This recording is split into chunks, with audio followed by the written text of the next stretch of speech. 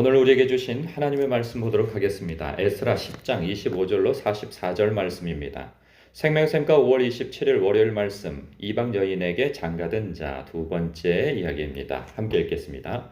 이스라엘 중에서는 바로스 자손 중에서는 라마와 이시야와 말기야와 미야민과 엘르아살과 말기야와 분하야요, 엘람 자손 중에서는 mat다냐와 스가랴와 여이엘과 압디와 여레못과 엘리야요, 사또 자손 중에서는 엘료에네와 엘리아십과 mat다냐와 여레못과 사밧과 아시사요, 베베 자손 중에서는 여호하난과 하나냐와 삽베와 아들레요, 바니 자손 중에서는 무술람과 말룩과 아다야와 야숫과 스알과 여레못이요, 밭 모압 자손 중에서는 안나와 글랄과 분하야와 마아세야와 마따냐와 부살렐과 빈누이와 문하세요, 하림 자손 중에서는 엘리에셀과 이시야와 말기야와 스마야와 시므온과 베냐민과 말룩과 스마랴요,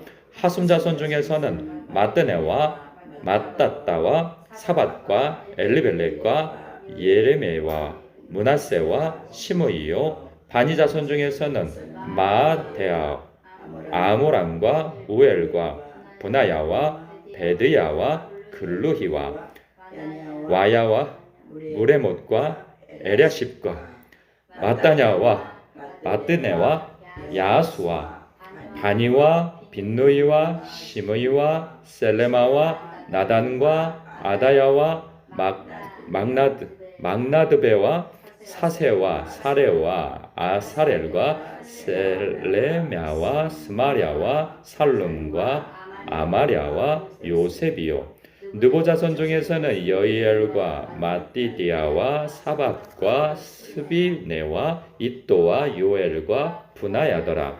이상은 모두 이방 여인을 아내로 맞이한 자라. 그 중에는 자녀를 낳은 여인도 있었더라. 아멘. 안녕 성도님, 이런 성경 만나면 확 건너뛰고 싶죠, 그냥 다. 그래서 책을 한번 이 제대로 못했어요. 예. 근데요, 저도 건너뜁니다. 저 이거 읽는데 아이고 이거 다 어떻게 읽어? 이름이 나오면 막 정신이 없고 그러거든요. 그 묵상하시는 분들도 이 말씀 보면서 아 이거 뭐 도대체 이게 우리와 무슨 상관이야? 어떻게 이건 뭐라는 얘기야? 그러니까 일단 막 어지럼증이 오죠. 이 이름이 이렇게 길게 나오고 그러면 저도 건너뛰고 싶은데, 근데 이제 요지는 이런 거예요. 뭐냐하면 이방 여인에게 장가든 자에 대한 이 명단이 나오고 있어요. 그러니까 이게 무슨 얘기냐면 지금 에스라와 제사장과 레위인과 그 밖의 사람들은 이 고국 땅인 예루살렘에 온 이유가 있어요. 성전 재건과 그리고 제사 회복과 하나님의 말씀 운동으로 그 이스라엘 백성들을 하나님 앞에 마음을 돌리게 하기 위해서 이들이 왔단 말이에요. 그리고 이들을 다 환영했어요. 근데 문제는 뭐냐면 거기에서 좀 깨인 사람들이, 두령들이 와서 보고하기를 지금 이방인, 즉 이 지역에 오랫동안 거주하고 살았던 이 가나안 족속들과 이방인들이죠. 유대인이 아니에요. 그들과 통혼을 하여서 섞여 살고 있다는 이야기를 하고 있는 거예요. 그러니까 이게 왜 그들에게 있어서는 큰 문제이냐면 이 나라가 망했잖아요. 그러니까 뭐 150년 전에 나라가 망했어요. 그래서 여지껏 지금 나라를 잃고 소름 가운데 살고 있는 사람들이 유대인이란 말이에요. 그래서 그들이 돌아와서 예배의 회복운동을 하려고 하는데, 아니 이거 시작부터 문제인 거예요. 나라가 망한 이유가 이방인들과 섞여 삶으로 산 것 때문에 문제가 생겨 하나님 앞에 심판받아 나라가 망한 거거든요. 그러면 아니 하나님의 백성이라고 하나님의 백성만, 아니 교회 다닌다고 교인들하고만 결혼하나? 아니 이방인들 그 믿지 않는 사람들하고도 결혼할 수 있지? 이런 생각 들잖아요, 보통은. 그런데 그들에게는 그런 생각을 가질 수 없었던 이유가 뭐냐면 이방인들과 결혼하면 그것은 이방인들과 그냥 결혼하는 정도로 끝나는 것이 아니라 그 시대에는 다 그 우상을 섬기고 있었단 말이에요. 나라마다 다 우상이 있고 민족들마다 우상을 다 섬기고 있는데 그러니까 우상을 안 섬기는 족속이 없어요. 다 우상을 섬기고 있는데 결혼을 한다고 하는 것은 그들이 섬기는 이방 종교를 그 가정으로 끌고 들어오는 것이 된단 말이에요. 그러니까 이것은 엄청난 문제이거든요. 그러니까 솔로몬이 그 문제를 일으킨 것 때문에 아주 온 백성에게 그것이 싹 스며들어 가지고 나중에는 뿌리채 뽑아낼 수 없는 지경에 이르러서 이스라엘 백성들이 여호와 하나님만 섬겨야 되는데 여호와 하나님도 섬기는 일들로 인하여서 돌아오라고 수백 년 동안 하나님께서 회유하고 설득하고 그럼에도 불구하고 결국은 그들이 돌아오지 않고 우상을 섬기는데 심지어는 그 성전 안에서까지 제사를 그 우상신을 그 신상을 두고 또 몰래 은밀하게 제사장들뿐만 아니라 그러한 백성들도 그 제사장 그 성전 안에서 은밀한 우상 숭배를 하고 있는 것까지도 그렇게 횡행했단 말이죠. 나라가 망하기 직전까지. 그러한 일들로 하나님의 심판을 받아 나라가 망하고 성전이 회파되어지고 한 것에 대한 역사성을 그들이 알고 있는데 아니 돌아와서 지금 우리가 회복운동을 하고 하나님의 긍휼을 얻어서 다시 독립이 되어지며 나라가 회복되어지는 것을 소망하고 꿈꾸고 있는 마당에 다시 백성들이 똑같은 잘못을 저지르고 있다는 것에서 너무나도 큰 충격을 받았던 것이죠. 그래서 그들이 그냥 기가 막혀서 수염을 뜯고 머리를 그냥 풀어헤치고 옷을 찢고 회개를 하기 시작합니다. 근데 이제 에스라로부터 시작되어진 그 회개가 그것을 지켜보던 부령들이 또 나서서 남녀노소 할 것 없이 온 백성이 나서서 회개를 하고 있었던 거예요. 이 잘못을 인식하게 되어진 거죠. 그러니까 성령께서 그것을 잘못을 인식하게 하심으로 말미암아 사람들이 그것을 죄라 여겼던 거예요. 그래서 앞부분을 보면은 10장 전반부를 보면은 요소에서 6절의 중간 부분에 보면 이 사로잡혔던 자들의 죄를 근심하여 음식도 먹지 아니하며 물도 마시지 아니하더니 그러니까 죄라고 표현하는 거예요. 또 10절에 보니까 이방 여자를 아내로 삼아 이스라엘의 죄를 더하게 하였으니 그러니까 죄라고 표현하는 거예요.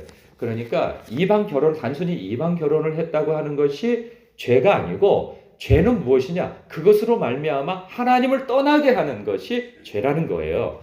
그러니까 우리식대로 지금 표현하면 여기서 얘기하는 것이 이방 결혼이 죄구나. 이런 인식만 있는 것이 아니고 본질은 무엇이냐?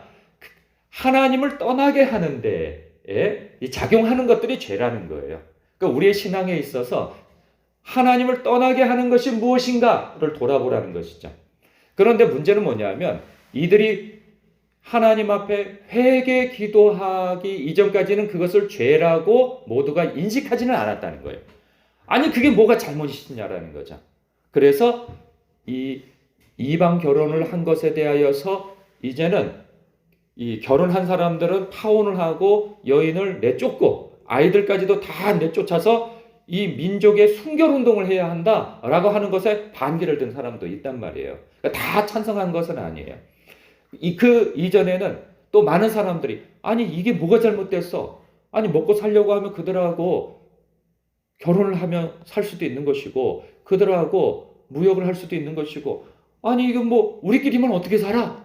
이런 문제의식 속에서 이게 뭐가 잘못이야? 라고 생각되어지는 것이죠. 그러나 우리가 그 이후로 우상 숭배를 하게 되어지고 하나님과 점점 멀어지게 되어지고 순수성을 잃어버리고 기도하지 않게 되어지고 말씀을 가까이 하지 않게 되어지고 그리고 하나님을 경외하는 데 있어서 예배드리는 것이 아닌 그냥 요식행위로 종교 행사 자신들이 민족이 유대인인지라 이것을 당연히 선조 때부터 해왔던 이것을 우리는 해야 돼라는 것처럼 나는 모태신앙자이고 우리 집안이 몇 대째 기독교 집안이니까 나는 교회 나가야 돼 이런 것으로 예배 생활을 하고 있는 그들에게 있어서 각성이 일어난 거죠. 왜? 기도를 하게 되었니 성령께서 알게 하신다는 거예요. 여러분 우리가 말씀을 보면서 이들이 이렇게 지금 이 명단이 작성되어진 것은 뭘 의미하냐면 결단까지 한 거예요. 이것이 죄인 것을 인식하고 이것을 끊어내버리겠습니다. 이것이 뭐예요? 내가 이방인과 결혼하였다고 한다면 내가 그를 파혼하고 이혼하고 내보내고 그리고 자식들까지 다 재산 분배하여서 내보내서 이제 새롭게 시작하겠다고 하는 그 이야기를 하고 있는 거예요. 근데 이것은 성령께서 알게 하시지 않으면 깨달을 수 없는 것이요. 그렇게 순종할 수 없는 거예요. 여러분 생각해 보세요. 술과 아니 다 큰 어른이 술 먹는 것이 죄입니까? 담배 피는 것이 죄입니까? 아니 때를 따라서 아니 좀 음란한 짓을 한 것도 아니고 뭐 음란한 동영상을 들여다보고 한 것이 죄입니까? 뭐 잘못된 거예요? 어른이라면 다 할 수 있는 거 아니에요? 이 자유민주주의 국가에서 그게 뭔 죄입니까? 그거 한다고 뭐 누가 경찰이 와서 잡아갑니까? 그렇지 않잖아요. 뭐 이런 것뿐만 아니라 우리가 편법을 행하는 것이 뭐 죄입니까? 죄를 어긴 건 아니잖아요. 네? 아니 내가 좀 거칠게 말하게 되더니 물론 상대방이 기분 나쁠 수 있지만 이것이 죄입니까? 죄는 아니란 말이죠. 그러니까 우리가 죄라고 인식할 수 없는 것들이 많아요. 우리의 삶 속에서. 그런데 자꾸 이것은 죄입니다. 이것은 끊어야 됩니다. 저건 하지 말아야 됩니다. 하면 그게 끊어집니까? 죄라고 인식이 되어집니까? 아니에요. 그렇게 되어지는 게 아니에요. 우리가 하나님의 영에 감동이 되어져야 죄가 죄인지를 알게 되어지고 그리고 그것을 끊어내버려야 된다는 그런 생각을 갖게 되어지죠. 왜? 하나님은 살아계시고 그 하나님 앞에 내가 가까이 하여야 그분을 알아야 지식으로 알 뿐만 아니라 관계를 통하여서 알아가야 그것이 구원이라고 영생이라고 말씀하시는데 죄가 있는 사람은 하나님 앞에 가까이 갈 수가 없거든요. 이전엔 그게 그렇게 이상한 것도 아니고 불편한 것도 아닌데 내가 어느 날 예배를 드리고 찬송 드리다가 아니 기도하다 보니 알 수 없는 마음의 감동이 일어나고 내 삶을 내가 왜 이렇게 살았을까? 이건 문제구나. 이것이 내 인생을 좀먹고 있고 이것이 나를 무너지게 만들고 하나님 앞에 가까이 가지 못하게 만들었던 것이 바로 이런 것들이구나. 자각이 일어나는 거죠. 그럴 때 하나님 앞에 눈물 콧물 쏟으며 기도하게 되어지는 거죠. 그러면서 내 힘으로는 끊을 수 없는 것이지만 내가 하나님 앞에 그 빛에 비추이고 보니 이것이 잘못인 줄 알고 깨닫게 되어지는구나. 이 어찌하면 좋을까? 이런 영적인 긴박감이 일어나고 위기의식이 들게 되어지는 거죠. 그럴 때 이제 무엇을 선택할 것이냐에 대한 기로에 놓일 때 하나님을 선택할 것이냐 아니면 내가 여전히 붙들고 살았던 그것을 붙들고 살 것이냐 이게 이 기로에 놓이게 되어지는 거예요. 두 가지를 함께 겸하여 섬길 수가 없고 겸하여 누릴 수가 없는 거예요. 왜냐하면 죄를 인식했는데 죄를 붙들고 있으면 하나님 앞에 마음이 소원해지게 되어지고 시간 문제예요. 내가 하나님 앞에 나아가서 은혜 받고 감격하고 그리고 지금 내가 말씀을 보고 기도하고 있다 할지라도 그 죄를 계속 붙들고 있으면 시간 문제예요. 나중에 결국에 가서는 그 죄 쪽으로 기울어지게 되어진다는 거죠. 그래서 우리가 하나님 앞에 은혜를 받게 되어질 때 죄인 것을 알게 되어지면 그것을 이제는 끊어내는 결단이 필요한 것이죠. 그렇게 되어지지 않으면 다시 되돌아가게 되어져요. 여러분 은혜 받는 그 감동은 그렇게 오래가지 않습니다. 내 마음에 은혜가 임하였을 때 끊어낼 것들을 끊어내면서 하나님 앞에 더 가까이 가야 하는 거예요. 그렇지 않고서 그냥 마치 베드로가 거리를 두고 예수님을 적당히 거리를 두고 뒤쫓아가면 나중에 무슨 일이 생깁니까? 갑자기 너 저기 나사렛 사람하고 같이 있었던 자 아니냐? 그의 제자 아니냐? 무슨 소리냐고. 처음에는 그냥 그 자리를 피하게 되어지죠. 근데 세 번째는 어떤 행동을 하게 되어집니까? 오히려 예수를 저주하고 침을 뱉고 모른다고 큰소리 뻥뻥 치면서 등을 돌리게 되어지지 않습니까? 그런 지경에 처하게 되어지는 거예요.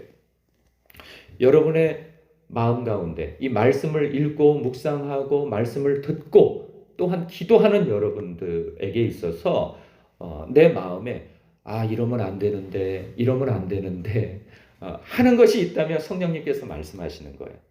내가 기도해야 되는데 이제 말씀 묵상해야 되는데 나 이제 말씀 읽어야 되는데 성령님께서 말씀하시는 거예요. 이거 이제 끊어내야 되는데 그런데 계속 지지부진하게 그게 붙들려 있어야 내가 그러면 성령님께서 말씀하시는 거예요. 이제가 때라고 그거 끊어내십시오. 그래야 여러분이 삽니다. 기도하겠습니다.